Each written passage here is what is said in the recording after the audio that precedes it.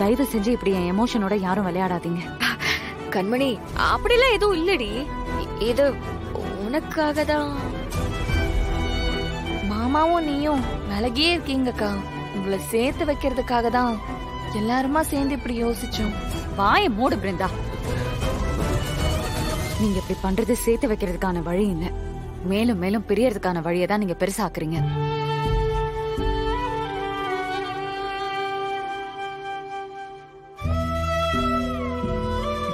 புரிஞ்சுக்கோங்க.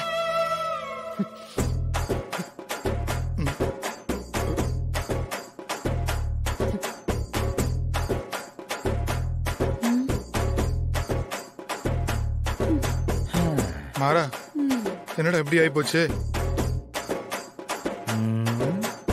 டேய், என்னடா யோசிச்சுட்டு இருக்க?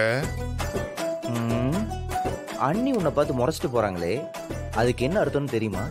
என்ன? இதுங்க தான் சொல்லுதுன்னா உனக்கு எங்க போச்சு புத்தின்னு கேட்காம கேட்டு போறாங்க.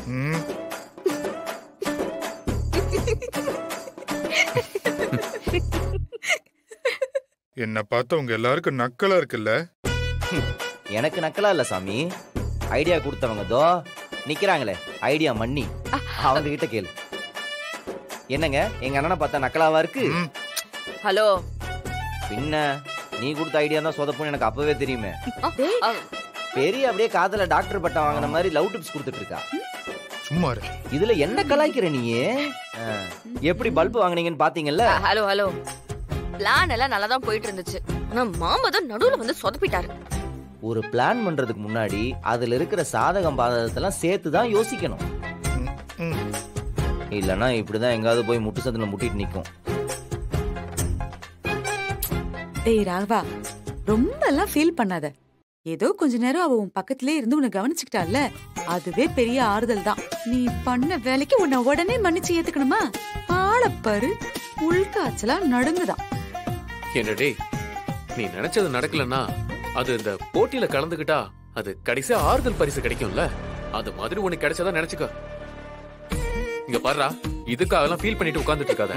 ஆமா மாமா, ஏன்டா ஆளாளுக்கு அவனை போட்டு நல்லா சிரிங்க.